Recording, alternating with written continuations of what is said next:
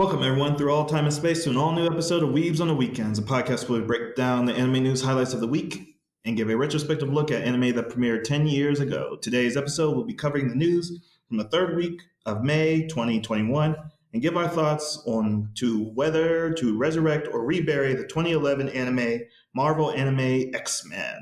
My name is Jay Johnson. I'm a part-time weeb, full-time English language sensei, and with me, as always, is my co-host Sam Martinez, part-time weeb and full-time automail mechanic. Now, Sam, I feel like I'm drunk, maybe. Why do you say that?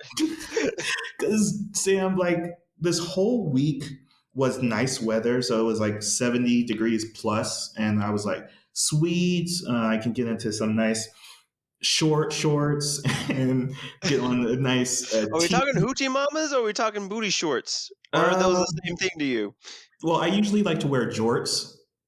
So anything shorter than jorts are generally short shorts for me. So not booty shorts. I don't have much of a booty to show off with booty shorts. But it was so nice. And then literally woke up this morning to a snowstorm. And even as I look out my window now, it's like it's a blizzard technically. So it's been going on for roughly 12 hours. And there is like just maybe 3 or 4 feet of snow outside, and this is the worst blizzard I've seen since probably 4 years ago when I was in the middle of a desert and literally my students had to walk to school with their back to the wind because that's how strong. So people still walk to school. It's like over here in the States, they would say parents are like, back in my day, I had to walk over 5 miles in the snow up the hill, stuff like that. It seems like kids are still doing that nowadays. Exactly. And I don't feel bad for them because this is probably one of my favorite moments of my time as a teacher. I was walking in the blizzard as well, and like kids were passing me because they were faster, of course, because it was my first They're blizzard. used to it. Yeah, they were used to it. But then I see my school's director driving a car, and I make eye contact with her. She makes eye contact with me and just keeps driving to school. And I'm like, huh. That's one of your favorite moments. It sort of reminds me of we had mentioned it earlier when you were in traffic recently because of the lifted quarantine scenario. It seemed like you guys were having like a human moment where like both you just like had that realization. It's like, yeah, we're both in a snowstorm. We're both going to have to deal with it in our own way. And you're like, Right. okay, it's like, okay, headmistress, thank you for that. Knowing that this is probably my first snowstorm is like, you have to learn somehow.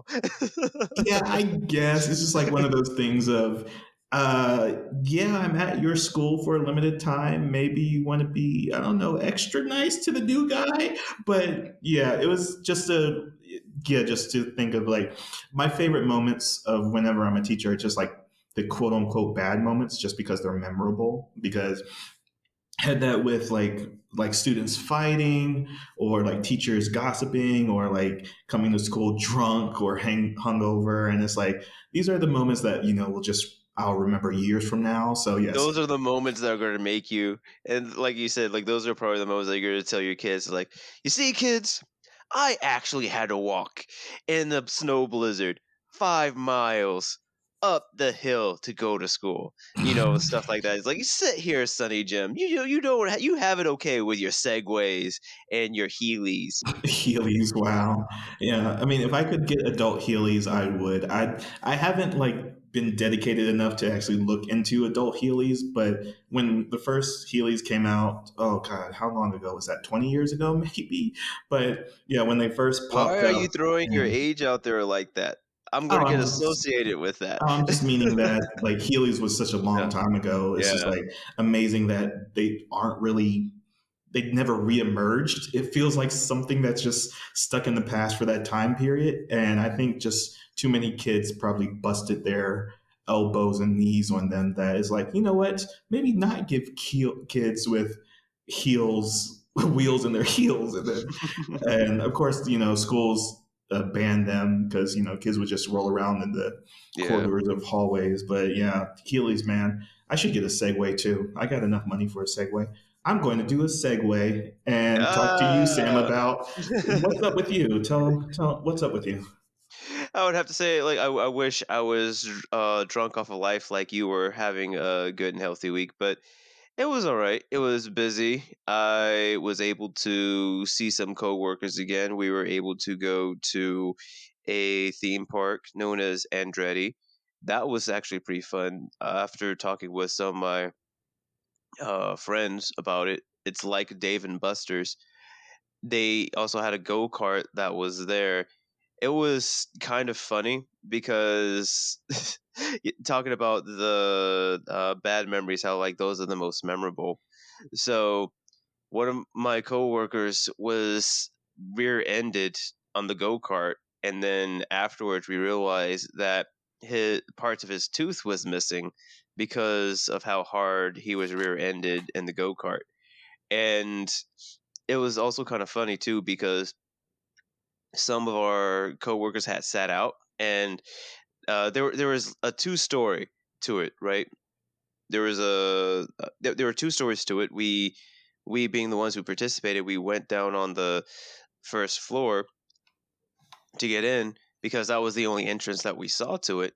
And our other coworkers was on the second floor. There was like a sky bar that had the windows to some tracks so that they could see it. And they're like, "Yeah, we're gonna watch the whole thing." So we go down and we get in it. We start racing, and for me, like the entire race, I could not pass my one of my coworkers because every time I would get to try to pass, my car would just automatically slow down, right? Even though I'm pressing the gas pedal, so the car won't let me pass, so that I can't run into it. But like I said, it's weird because one of my coworkers was rear-ended earlier, so I don't know. Like maybe some people were watching us and some people weren't because they could control the whole cars were electric and you can slow down and things like that. But we have our turns, and we have our time in the race, and then we go back up, and my coworker's like, "Yo, where were you guys? We were waiting to see you." It turns out like there were two different track levels, so they couldn't see us, and so like all the blood, sweat, and tears that we experienced goes unnoticed. All right, yeah. Yeah, Mario Kart, but you got some death race elements into it. So I very much, that's a good end to a week. Yeah. So, nothing makes you feel more alive than almost dying, but the news, which you have this week, and time codes are going to be in the description as always. So, Sam, you got the news.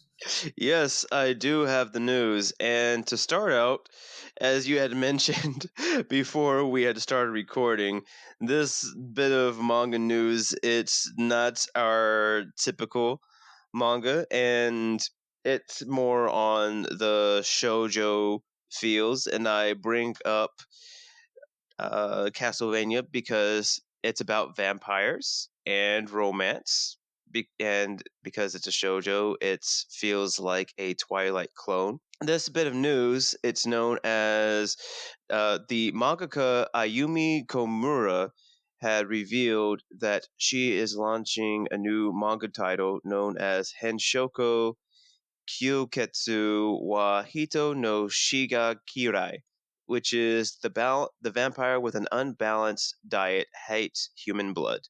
And essentially, premise of this manga is that a 28-year-old manga creator, Yuzuki Arimura, is stressed out from her work, so she goes to the woods to brood, only to meet a vampire who is able to stop himself from feasting on her flesh because apparently he can stop his bloodlust through the sense of pleasure, which we could talk a little bit about why that shouldn't be a thing because of vampires and what all they mean. But that's essentially the premise of the story, where these two then begin to have their relationship with one another. And it also goes into her manga catalog. On, for instance, they had mentioned that she had just ended one of her series, which is Akumade Futorai wa Business Desu, which is those two keep it strictly business. And after it just finished this past November, and it seems like she has a lot of romantic mangas under her belt. So, Jay, do you have any thoughts on this news or on the shoujo genre in general? Would you even consider shoujo a genre, or is it just? I guess it is genre because it's just a collection. Yeah. Yeah, given that most manga and how the industry works is that they have targeted demographics where you have the young boys, which is shonen, and shoujo, which is the young girls genres. And with Kumara, kind of has been in contention of like being one of the greatest shoujo mangakas because Mixed Vegetables is one of those early series that gain a lot of recognition in the industry for how it deals with tropes, having like very heartwarming characters and having a lot of complexity to them. So like Mixed Vegetables come to mind, as well as Fruits Baskets, given that they're both fruits and vegetables. But yeah, those are kind of always the ones that are competed when you're talking about the shojo um, like archetypes, as well as like Oran Host Club.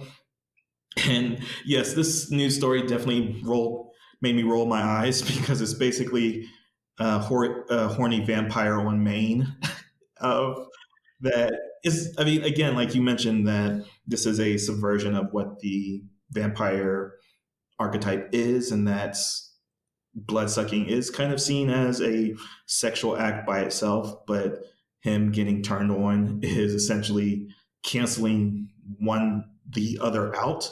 So it's odd that it's definitely going to be a romantic comedy. Like I heard like the giant sarcasm in your voice of like, oh God, this is just that. But yeah, like so we've seen better, well, not better examples, but we've seen like how vampires are traditionally portrayed with Castlevania, maybe uh, Vampire Hunter D, and Blood, even blood Helsing. plus Helsing. Oh yeah, Yeah, yeah, Helsing Helsing too. as well. So I am kind of looking forward to this just because she hasn't had any really good adaptations done of her work, and she's done a lot for the shojo industry. I mean, she even has done charity work, I believe, back in Oh, 2011, since that's technically the year we're talking about this in. But yeah. yeah, she's a really prolific in the shojo manga scene, and that's the reason to be excited for this. Okay. Well, talking about her works being adapted, in this article. It seems like one of her other works, "Favoritism of the Gods," is inspiring a live action series adaptation. So maybe we'll get to see some of that in the future. But just wanted to touch a little bit on something that's a little bit in that's in our wheelhouse, but it's like on the outside of our wheelhouse, just to maybe hit that demographic. Who knows? So on to the next bit of news. I basically chose this bit of news because it kind of touches on my work a little bit, and it also made me realize that this even existed. So essentially, Shaman King Marcos spinoff manga goes on a month hiatus. Essentially, the mangaka, let's see, uh, no, I think it is the same mangaka. Hiroyuki Takei. He is the author of Shaman King. He was writing a spinoff of the Shaman King franchise known as Shaman King Marcos, where it follows this character, Marcos, who is a part of a special group in the Shaman King franchise. And apparently, he went on a month hiatus due to contracting tenosynovitis. And essentially, what that is like an inflammation of the tendons. And you usually have to wear a brace to hold the area that has tenosynovitis. in place so that the swelling can go down and stuff. So I figured that it would be kind of nice to, like I said, I read the article. It's like, oh, hey, I know about that. I didn't know mangakas get that. It makes sense that they get that because all they do is draw at ridiculous hours. Also, it was also very, very interesting to know that this author was still working on stuff because the most recent works that I knew that he worked on was, I'm trying to think, it was a series known as Ultimo, where it followed these different robots that embody different virtues, whether they be the seven deadly sins or the seven, I don't think it's seven. I think it's like the nine gifts, nine fruits of the Holy Spirit, which was very interesting, and it was supposed to be a collaborative effort with the Marvel franchise. So, Jay, what did you think about this news article? I'm going to have to actually pull a actually Sam because it Yes. is actually a spin-off series by I'm forgetting his name, but I know his name is Jet. So it's Oh, okay. actually My bad. Jet somebody spin-off. And Oh, Jet Kasumura. Yeah, that's yeah, what it says right here. Katsumura. Yeah, thank you. Yeah. Thank you. Yeah, and it's a thing of what really caught my eye about this is whenever mangakas grab someone else's property and like basically does it quote unquote better. Where, in my opinion, that if I heard there was going to be a spin-off series of Shaman King rather than a reboot given to it because the manga was actually finished, I would have been way more excited. Why I is watched that? the first episode of the new Shaman King reboot and I was like, oh, this is somewhat of the same thing with a new studio. And for how much, I was raised on the original Shaman King and read the manga up to a point that I was like, oh, okay, well, that's so uninteresting. But if you do a spin-off, you're seeing a part of the world that wasn't in the original version, where the Jet does the Marcos spinoff, and he also did the Red Crimson spinoff, which Yes. was a focus on the Tao family, which is the kind of Vegeta. That was a Chinese family that's depicted, like you said, the Vegeta trope character. Exactly. He had pointy hair, and I think his name was Ren. But yeah, but his family was completely unique. And if you're looking at like a good comparison, it very much felt like you're the Hunter dude, but it felt like that family of assassins, Oh, the Zoldyck family. the Zodic family. And I was like, wow, if there was a Shaman King series that focused on that family dynamic and the father was just such a villain because like I think one of his original introductions was like he just crushes a head of a panda that's just like chilling out next to him like Jabba the Hutt. And I'm like, okay, sure. And with that, Weird flex, but okay. yeah, I guess that panda deserved it, but but it is that idea that maybe they should have gone with the spin-off series more and then had that as like a soft introduction back into the world of Shaman King because I have no interest in ever watching any more episodes of this new reboot. I And feel the as though that with the reboot, or at least like the spinoff, it wouldn't necessarily make sense because I'm looking at the article right now. It says that the spinoff it deals with the journey to find Marco, which is the character that I had mentioned, and it connects to the Flower of Maize tournament. So like it seems like it starts at a specific time in the series. So I feel like the spinoff would do well like once the reboot gets up to that point and then they show the spinoff as well. Yeah, that's You what I know? mean. That the Red Crimson would have been a better to the series because the Tao family has this very long history, even with Ren getting his guardian spirit. I forgot their name, Yep. but it's a You're right. dude like on a horseback, and he has like this tied with the relationship, and then Ren has a very hot sister, goth sister that has like zombies under her command, and like Bro, the that zombie original Bruce Lee. Oh my yeah, zombie goodness. Bruce Lee. Yeah, but that spinoff is 4 volumes, and like that would have been a perfect contained season. And then like, oh, then introduce a reboot branding of the Shaman King, and then go into the Marco spinoff because I believe it's FOM, the Flowers of Maize.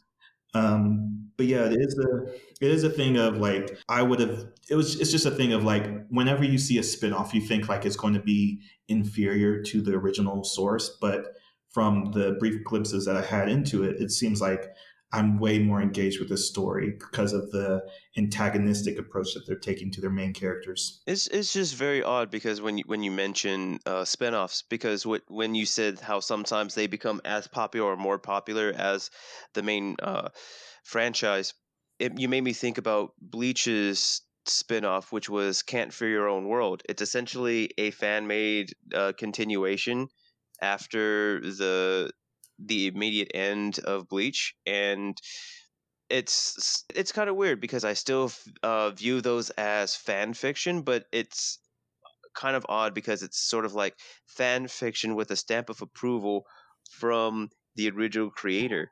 So you're not really sure. Well, I'm not really sure how to take it because it's like somebody like as I said, it's like fan fiction. It's not necessarily the work of the original creator. So I don't know. I don't think that it's the same. Like, but it's still like a continuation. It's kind of weird. It's not like they went and did a reboot, like say of for instance, the Star Trek movies, right? It's definitely different. It's like following a different timeline. They're trying to do their own thing, and it's sort of like a stamp of approval because okay, this is different. It's different from the original series. But with Shaman King and with Bleach, it's like it's made by a different author, but it's supposed to be the same. I'm still trying to wrap my head around that. It's kind of weird. But on to the next bit of news because we have quite a lot, and it's about an isekai show known that is taking the light novel series Sumichi. I'm sorry, Tsukimichi Moonlight Fantasy Suka ga Michibuku Biku Isekai Dochu, and they had just announced couple of character designs that were from the series. And essentially, the premise of this isekai is I can go back down. Essentially, Makoto Misumi, an ordinary high school, is living his best life. All of a sudden, gets summoned to another world to become a hero. The goddess of said world insults him for being different, strips him the title of hero, and then just casts him off to the world's edge. Turns out, because he's from another world, he still has his bomb ass powers.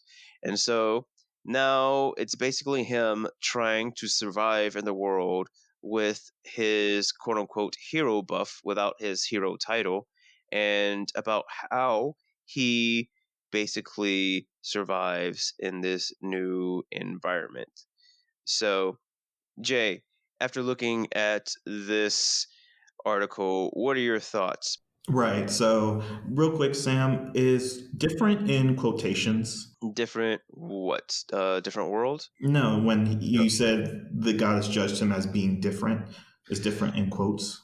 No. The one thing that's in quotes is hero. Okay, cool. So I've rolled my eyes so hard at this, and it's just because, like, maybe 2 days ago, I finished Mushoku Tensei, which is Jobless Reincarnation that premiered last season. And to say it's, I usually don't throw out the term masterpiece so willy nilly, but you really have to admire what a brandly new created studio had done for the isekai genre, and to say like, oh, we're going to take the grandfather of isekai and do it right, give all these tropes that have been diluted down to literally nothing at all, and make it feel like it's something completely different. You can see that literally across any genre. Like, the one that comes to mind is Star Wars and John Carter. Is that John Carter didn't really have a movie presence until like the 2010s, I believe, but everyone dismissed it because it said, oh, this is just Star Wars. No, Star Wars is John Carter.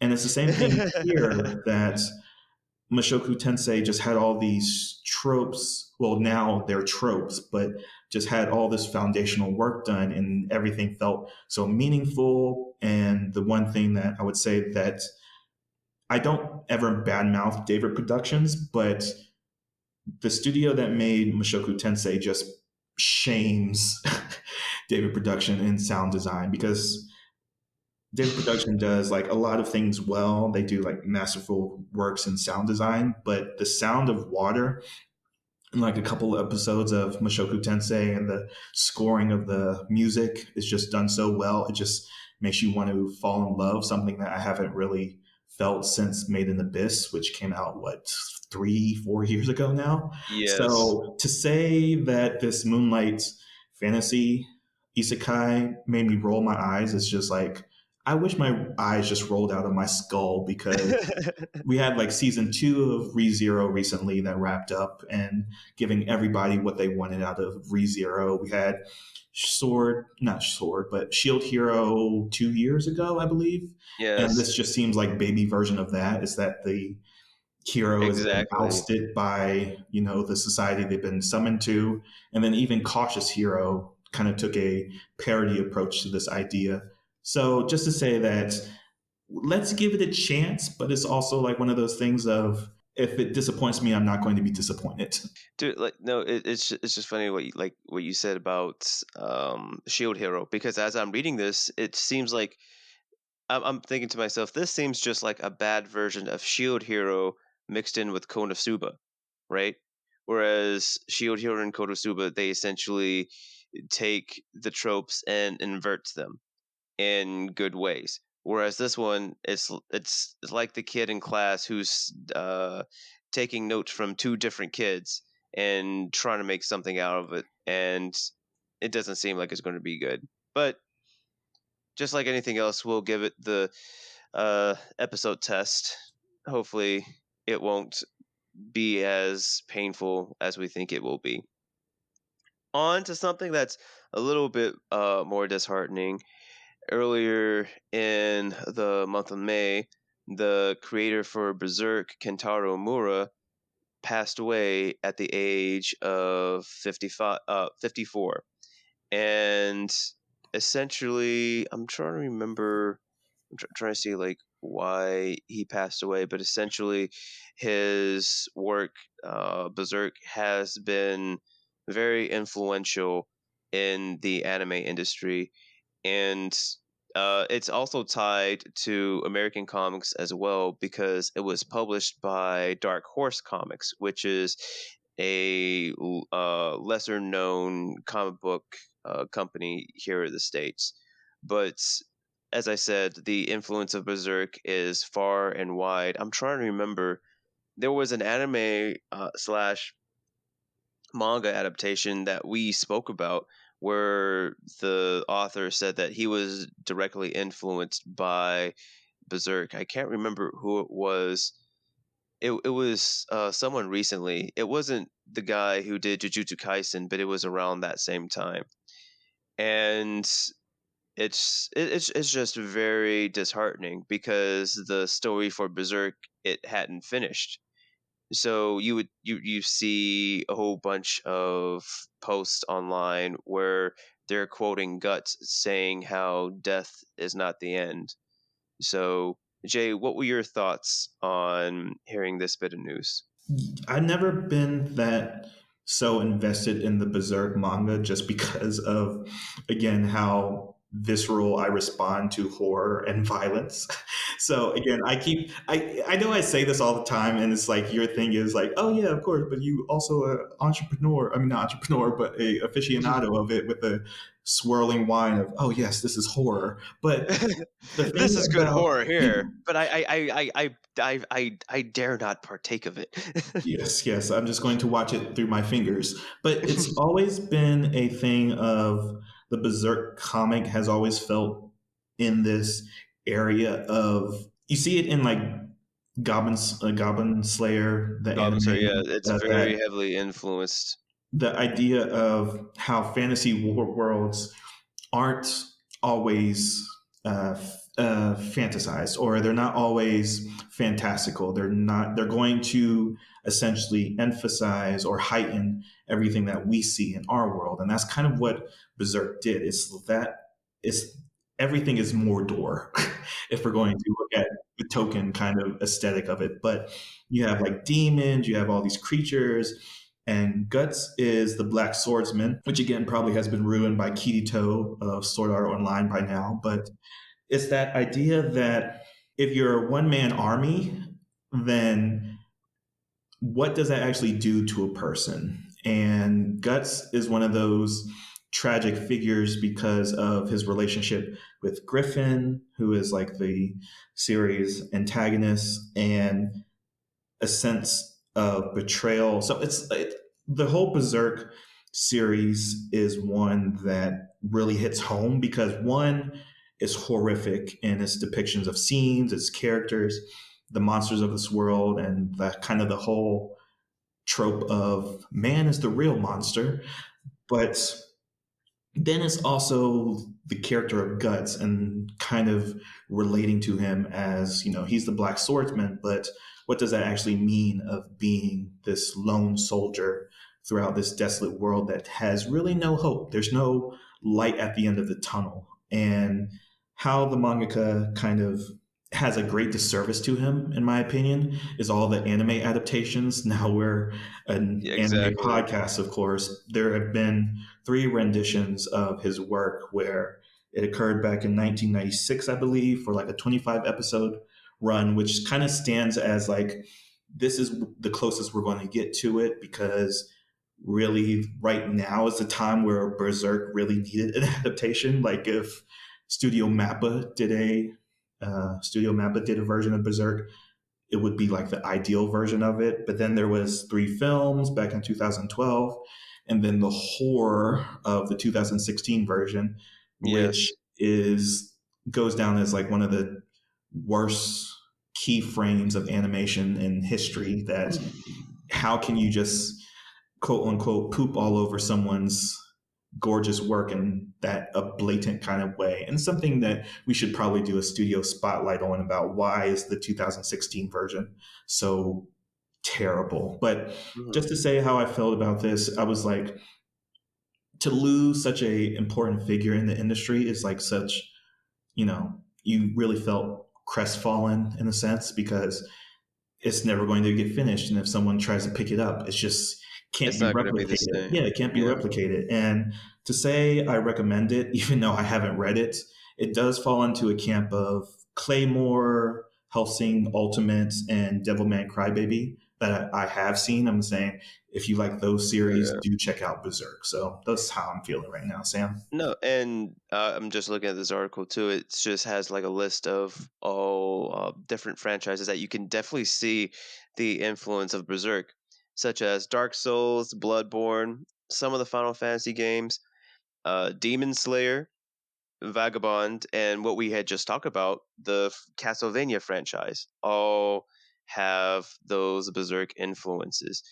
I would also say that looking at some of these manga stills as well, it sort of reminds me like why he was on hiatus for so long, because he puts so much detail and so much work in all of his stuff. For instance, I think there was a scene where like there was just armies in the distance, and every person had a face. It's not like lazy drawings where you would see basically copy and pasted face. So it's definitely worth a shot going back and reviewing his stuff. So that's enough about going into the muck and things of that nature. I have run over my time with the news, and I do believe that it's time that we go on to something a little bit more lighthearted. Don't you think, Jay? All right, perfect. Yes, I can transition out of some memorial that we need to pay respect to a great that just passed away. So let's talk about something that also is sad. That a 10-year 10-year episode or 10-year review of Marvel's anime's X-Men. It's not even Marvel's anime, it's just Marvel anime X-Men. And we have talked previously of the other Marvel series animes of Wolverine and Iron Man. We still have Blade coming up. So to tackle, that anime that came out 10 years ago, we have to talk about this because it's worth talking about. So it was my choice. So let's get started with it. Originally premiered back on April 1st, 2011 for a 12 episode run. And this is the third anime series, like I just said, between Marvel Entertainment and Studio Madhouse. And this is the one thing that I was so shocked by when watching the series is that I could not place my finger on why the art style looks so distinct. And to say like that's the giant plus, that's the takeaway of the series is that the art style is very dynamic to the previous versions of the Marvel animes, where even the whole character design of Yes, Wolverine dude. changes. Where in his anime, in the Wolverine anime, he was just hot anime guy with claws, but in this version, he's very feral. He's hunched This is over, and Wolverine. Yes. he's Like essentially how he appears in the comic book, that Hugh Jackman version, essentially. true. But Yeah, dude, I agree with you. This is the best animation and the best art style by far. With the Marvel anime that we've seen. yeah, it even extends into his opening with introducing the characters. It's like the OP stands out among, again, it's just starting off at the beginning, like, this is so much better than the other Yes. two. It's like Studio Madhouse, you do really have to look at who's doing the key animations, who does the direction. So to mention who directed this series is Fuminori Kizaki, and I forgot why this art style was so distinct, and then it clicked for me at watching the end of the first episode when I was reading through all the credits, because this was directed by the dude that did Afro Samurai. And I was like, Really? why is this style so familiar, but I can't place my finger on it?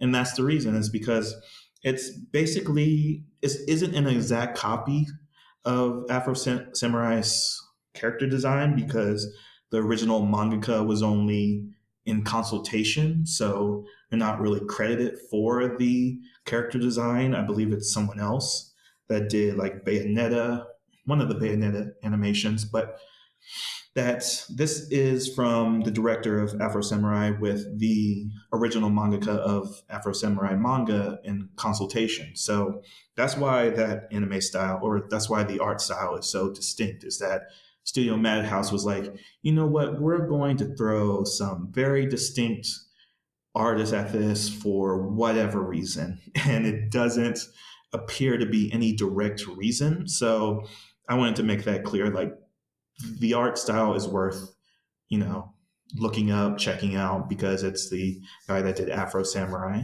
And to continue on in the genre of superpowers and drama, this is a PG-13 rating, and the story centers on the kidnapping of a young girl in Japan and the X-Men's attempt to rescue them from the U-Men, which is essentially a villainous organization that goes around basically harvesting mutants' organs, where it's the idea that mutants' powers are connected to their genetics, of course, because they're quote unquote Yeah. mutants. So when you transplant organs from one mutant to a normal person, or even put into cybernetic bodies, you can duplicate a mutant's powers, essentially.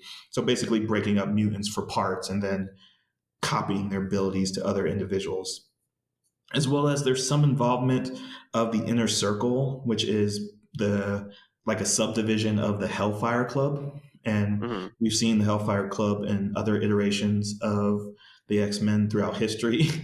And there's always a lot to talk about with these series, Sam. And I'm always surprised for how Marvel arranged this anime, given that the Iron Man anime came out in 2010, which coincided with the release of Iron Man 2.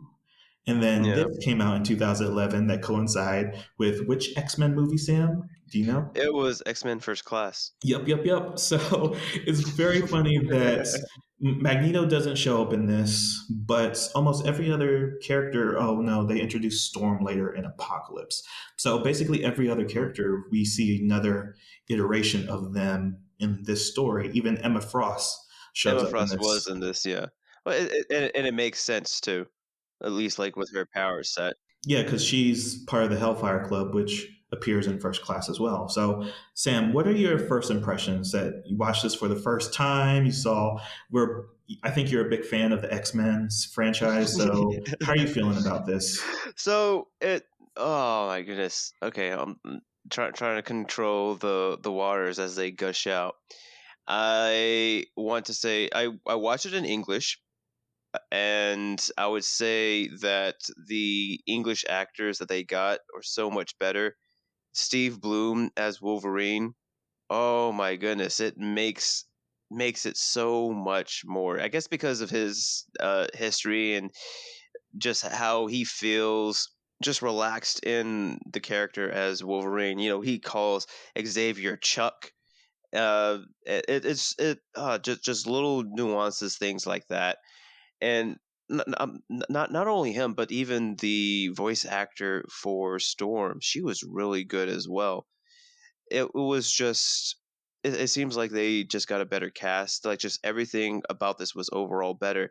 And this feels like an X-Men story. I mean, granted, we have to deal with the death of Jean and Scott having to go over that in the first episode because of them having to deal with the fallout of the Phoenix Force.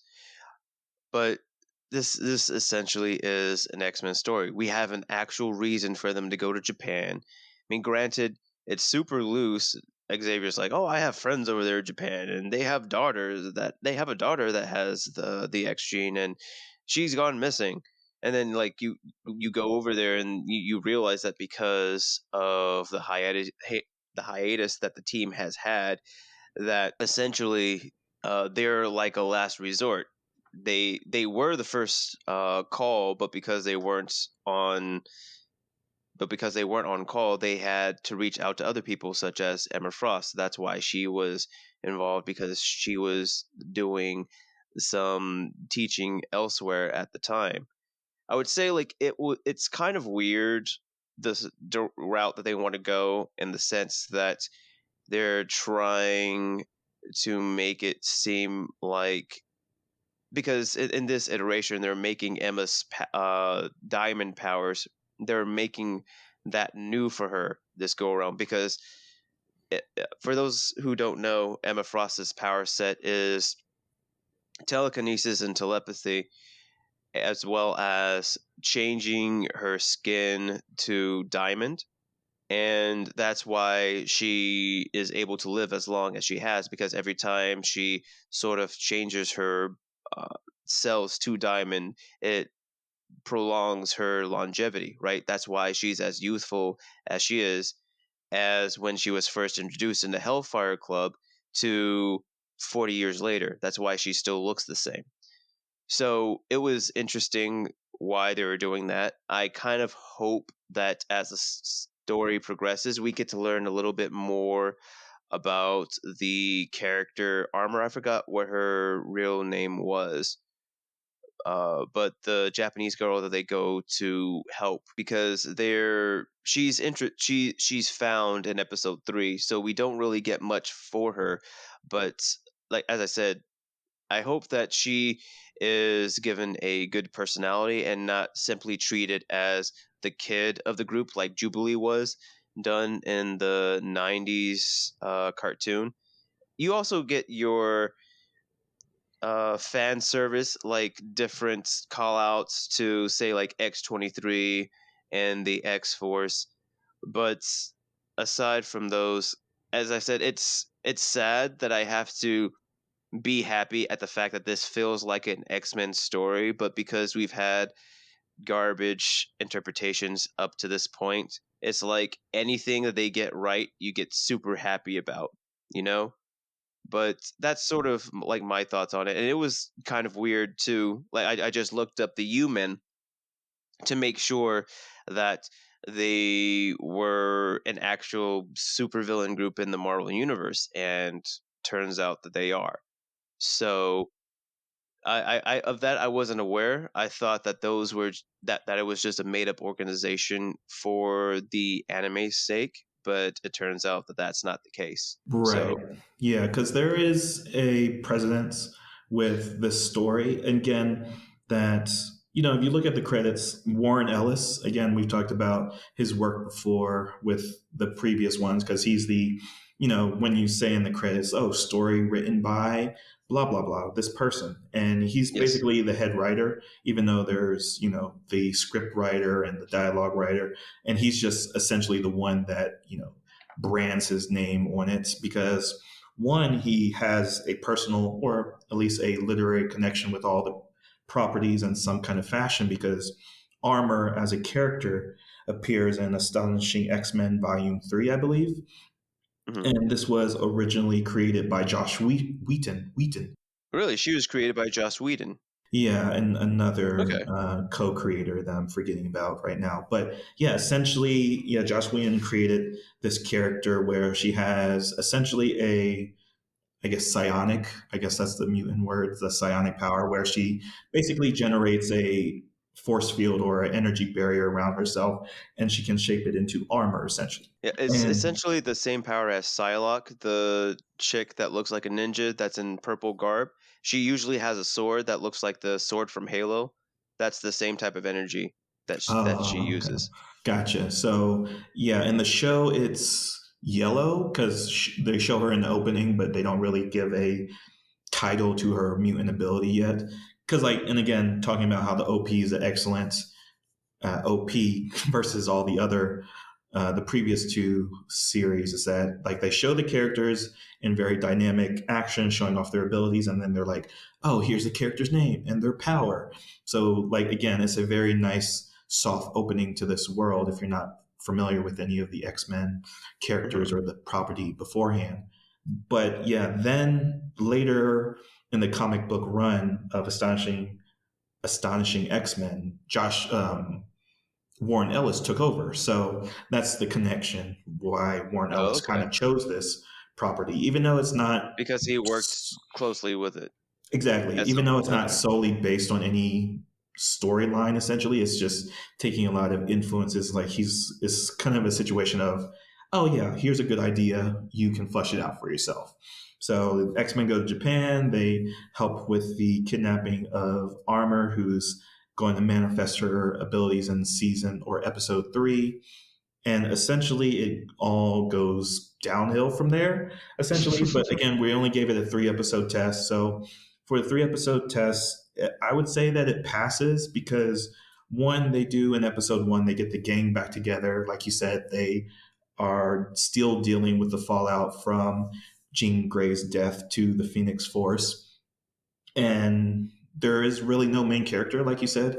That yes, we're dealing with the team as a whole. It is an X-Men story, so again, there's no sole protagonist, even though Cyclops is the leader, and he's of course Yeah. taking Jean's death the hardest. And even with everything that he does throughout these first 3 episodes, is kind of connected to Jean. That even in the opening of the show, they show Jean as a character introduction. Like they show her in her spandex green and yellow garb, and Hmm. then her form in the Phoenix, even though she doesn't actually appear in this series. So it's really interesting that they do take the team approach very seriously in the first 3 episodes, and then even I would has say also that that's one thing that the X-Men franchise did very well. They have a huge ensemble, but everybody has just enough time to so that you can get a sense of character and what they're feeling throughout the situation. So the fact that they were able to do that, to recreate that same X-Men team feeling is very well. It's very good on their part. yeah, they even hit home that point, Sam, in episode 2, where they have Cyclops essentially kill a kid. Not essentially kill a kid. He kills a kid. Mhm. Um, Oh, I'm glad that you brought that up. So did you watch the anime or did you watch the? I'm sorry. Let me rephrase. Did you watch the sub or did you watch the dub? Oh, I watched it in the English dub. Yeah. Okay. So I was that's a scene that was very interesting to me because I had put on the subtitles because I was doing stuff as well. And it seems like the dub in that scene, right? Because in that scene the dub made the focus on the fact that the person that they were fighting was a kid, right? And they didn't want to kill the kid. But when I was looking at the dub, I'm sorry, when I was looking at the subtitles that's normally used for the Japanese version, it seems as though that interaction they made the team's focus on the fact that the kid was a mutant, saying, "Oh, this is a mutant. It's like we can't, do anything to this person because this person is a mutant." Not looking at the fact that he was a kid first. So it seems as though the sub was trying to drive home the fact that the X-Men didn't want to fight other mutants, whereas the dub tried to make the scene more focused on the fact that he was a kid first and that he was a mutant second.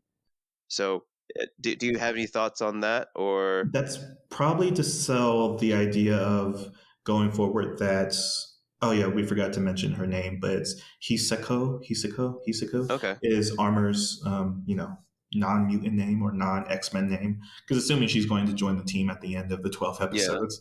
But it is that she's a kid and she was being kidnapped, and also the idea of the humans' objectives is that we're going to not traumatize, but basically capture people that have the potential of becoming mutants and then harvest their organs. So it is so easy to traffic kids, essentially. So I think it's probably a playing on that idea that Armor is just one of many potential kids. And even when they meet the kid that rampages in the second episode, it's hmm, leaning into the idea of that the human aren't they're anti X-Men essentially, but the idea that sells the idea that mutants are still a part of this expendable kind of dynamic to the world. So they're not really.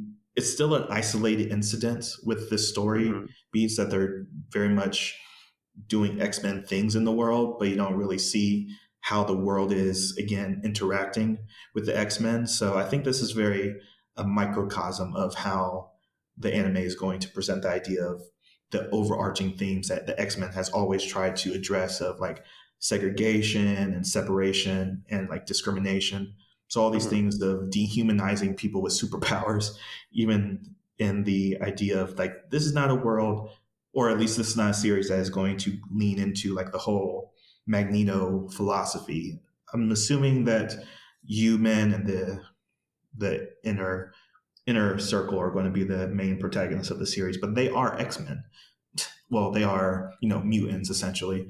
So it's very interesting to see that that distinction in the translation is so strong there. Yeah. So the last thing I went to, so like, even though, I always go about praising a series and saying like what's good about it, but just to say that something that really struck me as odd was the dialogue in the series. I don't know if you caught this as well, Sam, but yes, there there is for a series that of course Scott Cyclops is dealing with the death of Jean Grey, and everyone's dealing within their own individual ways. The X-Men have basically disbanded because of it, and we don't really get to see how that played out with Phoenix because we have the cast of Storm, Wolverine, Beast.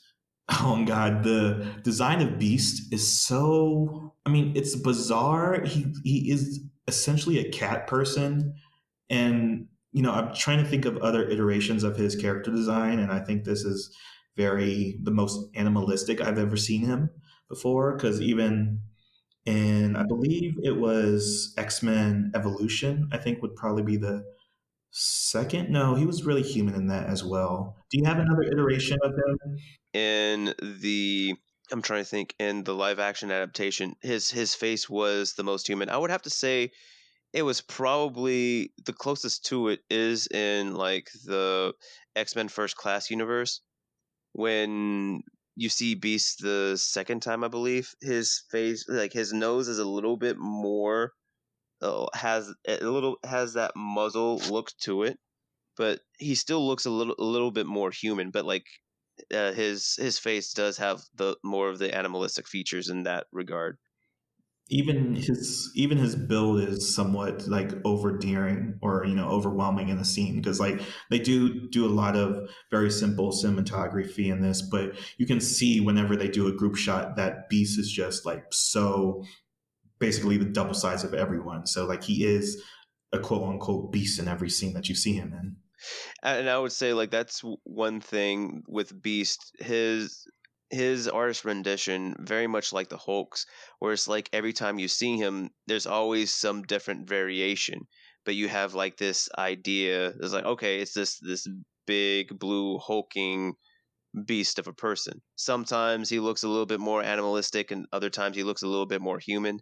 But it sort of goes in with his character because he's a scientist. So like he's always tinkering and he's always trying to fine tune stuff. And the reason why he looks like he does is because he experimented on himself.